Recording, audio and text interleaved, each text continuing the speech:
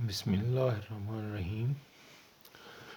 तो हम daily basis की तरह आज तकरीबन 2 दिन के बाद दोबारा लेक्चर जो है हमारे पास जो है वो 19 में हम डिस्कस करेंगे। जैसा कि पहले हमने डिस्कस किया था फ़ोटो इलेक्ट्रिक इफ़ेक्ट को और कॉम्पटन इफ़ेक्ट को। फ़ोटो इलेक्ट्रिक इफ़ेक्ट में हम कहते हैं कि जब भी हमारे पास एक स्पेसिफिक फ्रीक्वेंसी की लाइट जो है मेटल सरफेस से हिट होती है तो इलेक्ट्रॉन प्रोड्यूस होते हैं, और इलेक्ट्रॉन जब प्रोड्यूस होते हैं तो जब इलेक्ट्रॉन मूव करेगा तो करंट मूव करेगा। तो हम एमीटर से उस प्रैक्टिकल के अंदर जो है करंट को मेजर कर रहे होते हैं, और जैसे जैसे इंटेंसिटी ऑफ लाइट बढ़ती जाती है वैसे वैसे करंट की वैल्यू भी बढ़ती जाती है। अब हमारे पास उसके बाद कॉम्पटन इफ़ेक्ट है कि जो एक्सरेज इंसिडेंट होती हैं उनकी वेवलेंथ और जो स्कैटर्ड होती हैं उनकी वेवलेंथ में डिफरेंस होता है। स्कैटर्ड वेवलेंथ जो है एक्सरेज की वो बहुत ज़्यादा होती है और पहले उसकी जो वेवलेंथ इंसिडेंट की है वो ज़रा कम होती है। उसके बाद है पेयर प्रोडक्शन। पेयर का मतलब होता है जोड़ा, दो चीज़ें। तो इसमें हम क्या कहते हैं कि जो वेरी हाई एनर्जी फोटान है जब वो हिट होता है तो वो हमारे पास जो है ने इंटरेक्ट करती हैं एक्सरेज मैटर के साथ, तो दो चीज़ें प्रोड्यूस होती हैं, एक इलेक्ट्रॉन और एक पॉजिट्रॉन। इस प्रोसेस को हम बोलते हैं पेयर प्रोडक्शन। तो डेफिनेशन क्या बनी? When very high energy photon such as that of X rays जो है इंटरेक्ट विद एट मैटर, जब वो मैटर के साथ जो है वो इंटरेक्ट करती हैं तो क्या होता है? It converts into an electron, ये इलेक्ट्रॉन में कन्वर्ट हो जाती हैं, एंड पॉजिट्रॉन पेयर, यानी कि electron and positron pair such A phenomena. इसको हमने इधर जो है वो हमारे पास एंड मिस है तो वो मैं दोबारा नोट कर देता हूँ। एंड पॉजिट्रॉन, पॉजिट्रॉन जो इलेक्ट्रॉन के इक्वली पार्टिकल है उसका जो चार्ज है वो अपोजिट है, उसके ऊपर पॉजिटिव चार्ज होता है, इलेक्ट्रॉन के ऊपर नेगेटिव। तो positron pair such A phenomena is called pair production. आपने इसकी डेफिनेशन पे जोर देना है। हमारे पास फोटॉन आया हाई एनर्जी और वो इलेक्ट्रॉन में और पॉजिट्रॉन में चेंज हो गया। When a very high energy photon of X rays interact with matter, matter के साथ इंटरेक्ट हुई तो देन हमारे पास क्या होगा? हम कहते हैं कि then the pair of an electron and positron is formed. दो चीज़ें बनेंगी, एक इलेक्ट्रॉन और एक positron. They are anti particles, ये एंटी पार्टिकल्स हैं of each other and have equal mass and opposite charge. इनका मास इक्वल होता है और अपोजिट चार्ज होता है। That is photon have no charge. गौर करें इस पे कोई चार्ज नहीं था, जहाँ पे law of conservation of charge भी पूरा हो रहा है, क्योंकि इसके ऊपर नेगेटिव और इसके ऊपर पॉजिटिव, तो ये चार्ज भी एक दूसरे को कैंसिल कर रहा है। तो law of conservation of charge, that is the photon have no charge and these particle have opposite and equal charges, that is charge is conserved है इसमें, and in this phenomena the energy and momentum is also conserved।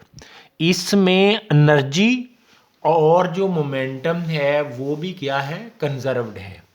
अब हमारे पास next क्या होगा? फिर सुने कि pair production में हमारे पास दो चीज़ें बन रही हैं कि फोटॉन हाई एनर्जी आ रहा है, मैटर के साथ इंटरेक्ट कर रहा है, तो पॉजिट्रॉन और इलेक्ट्रॉन जो है वो प्रोड्यूस हो रहे हैं। कंडीशंस क्या हैं? साफ ज़ाहिर है जो हमारे पास एनर्जी लेवल्स हैं या कंडीशंस क्या होंगी। उसके बाद the rest mass energy of electron हमारे पास m0c² है, तो वो 0.511 मेगा इलेक्ट्रॉन वोल्ट है। इसी तरह जो हमारे पास है the rest mass energy of positron वो m0 0. वो भी यही होगी। तो टोटल एनर्जी दोनों को ऐड कर दें तो वो 2m0c², तो वो 1.02। तो यानी कि कंडीशन बन गई कि 10 फॉर पेयर प्रोडक्शन के लिए the energy required is 1.02 mega electron volt, that is h f हमारे पास is equal to h f हम पढ़ चुके हैं 2m0c प्लस। अब गौर करें कि एच एफ हमारे पास दो तरह की एनर्जी होगी। एक तो देखें कि जो एनर्जी रिक्वायर्ड है जिसके बगैर ना पॉजिट्रॉन और ना इलेक्ट्रॉन प्रोड्यूस ही नहीं हो सकते, तो वो 1.02 आएगी, यानी कि 2m0c²। अगर एच एफ की वैल्यू उससे कुछ ज़्यादा हुई तो वो क्या हो जाएगा कि वो कुछ काइनेटिक एनर्जी ऑफ इलेक्ट्रॉन भी होगी और कुछ काइनेटिक एनर्जी प्लस पॉजिट्रॉन भी होगी। इनहिलेशन उसका ऑपोजिट प्रोसेस। पेयर प्रोडक्शन में क्या हो रहा है कि हाई एनर्जी फोटॉन आ रहा है और वो इंटरेक्ट करता है तो दो पार्टिकल्स प्रोड्यूस होते हैं। इसमें हम क्या करेंगे कि इलेक्ट्रॉन और पॉजिट्रॉन जो है कन्वर्स है जो उसका जो हमारे पास पेयर प्रोडक्शन है कि इलेक्ट्रॉन और पॉजिट्रॉन दोनों मिले और हमारे पास एक्सरेज प्रोड्यूस होंगी। जरा फिगर पे गौर करें, इलेक्ट्रॉन है पॉजिट्रॉन है, दोनों इंटरेक्ट हुए आपस में कंबाइन हुए तो हमारे पास एक्सरेज आ गई, गैमा रेज आ गई। तो इसको हम बोलते हैं कि ये प्रोसेस है annihilation of matter.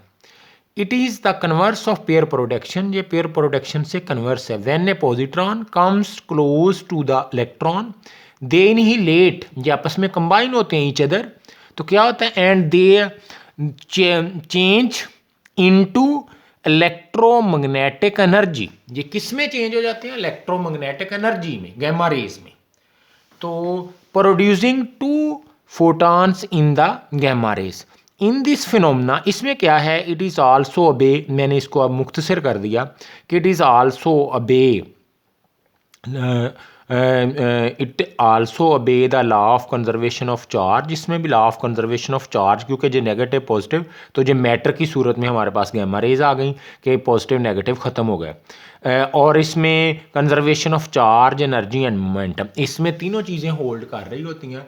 Law of conservation of charge भी है, law of conservation of energy भी है और law of conservation of momentum भी ये अबे कर रहा है। उसके बाद हमारे पास जो है नेक्स्ट आ रहा है कि वेव नेचर पार्टिकल। अभी तक हमने काफ़ी डिस्कशन की, बहुत सारे प्रोसेस पढ़े, कॉम्पटन इफेक्ट पढ़ लिया, फोटोइलेक्ट्रिक इफेक्ट पढ़ लिया है, हम डाइफ्रैक्शन, इंट्रैक्शन, इंटरफेरेंस, डिफरेंट चीज़ें पढ़ चुके हैं। तो इससे रिजल्ट जो निकला कि इलेक्ट्रॉन जो है या फोटॉन जो है वो हमारे पास वो दो तरह की उसकी नेचर है, डुअल नेचर है कि हमारे पास हम लाइट को कहते हैं कि जो पार्टिकल भी और वेव भी है, ये दोनों तरह से ही एक्ट कर जाती है। It has been observed that light displays a dual nature, कि लाइट की जो नेचर है वो डुअल है। It acts as a wave भी ये एक्ट करती है, it also act as a particle. तो डी ब्रोगली ने एक रिलेशन बनाया था, वो क्या है, as the momentum of photon is given by, जो हम काफ़ी आर्टिकल्स में पढ़ चुके हैं, p is equal to H over lambda.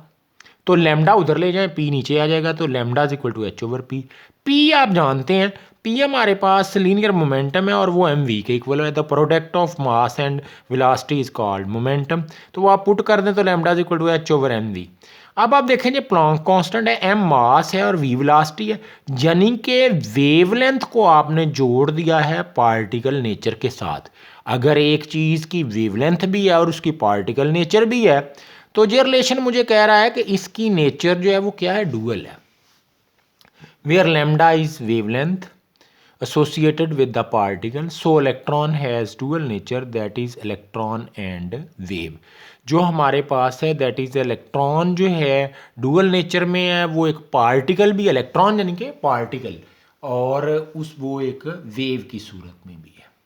उसके बाद इसमें हमारे पास इसके मुतल्लिका जो हैं बहुत सारे हमारे पास शॉर्ट क्वेश्चंस हैं जो इसके साथ अटैच हैं। मैंने हर लेक्चर में तकरीबन 7 शॉर्ट क्वेश्चन मुतल्लिका करवाए हैं। तो मैं जहाँ पे भी बात करूँगा, हमारे पास अभी जो इधर ही लास्ट पे लिखा हुआ है lambda is equal to H over M V, इस पे आप गौर करें तो क्वेश्चन नंबर 19.22 शॉर्ट क्वेश्चन हमारे पास हैं 22, 23, 24, 25 और 26। ये सारे के सारे जो मैंने अभी डिस्कस किया उसके मुतल्लिक़ ही। पहले में कहता है in an electron and positron has same de Broglie wavelength है which particle has greater speed. Speed किसकी ज़्यादा होगी? तो हमें जहाँ पे लैम्डाज इक्वल टू हम कहते हैं 22 में कि लैम्डाज इक्वल टू, अगर आप गौर करें तो H/mv। अब पार्टिकल पे गौर करें, प्रोटॉन भी है और इलेक्ट्रॉन भी है। If an electron and proton have same de Broglie wavelength हो which particle has greater speed. Speed किसकी ज्यादा होगी? तो आप जरा v पे गौर करें, v is equal to H/m/λ। अब आप क्या करें कि h भी कांस्टेंट, लैम्डा उसने खुद कांस्टेंट कर लिया है, तो हमारे पास v प्रोपोर्शनल आ जाएगा 1/m। इससे पता जो चला कि जिसका मास ज़्यादा होगा उसकी स्पीड कम होगी, जिसका मास कम होगा उसकी स्पीड ज़्यादा होगी।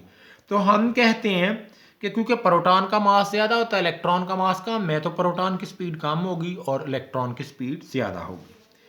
23 में है we do not notice the Broglie wavelength for the pitch cricket ball why lambda is equal to H/mv। इसी के आपने, क्योंकि वहाँ पे मास बहुत ज़्यादा है, हमारे पास पिच बॉल का जो मास है वो हमारे पास ज़्यादा है, उसकी काइनेटिक एनर्जी जो हमारे पास होती है वो हाफ mv² है। जब मास ज़्यादा है तो as the cricket ball has very large mass therefore the wavelength lambda associated with the pitch cricket ball become so small हो जाती है, उसमें चेंज बहुत कम आती है, it can not be detected, तो वो हमें जो है वो फील नहीं होती।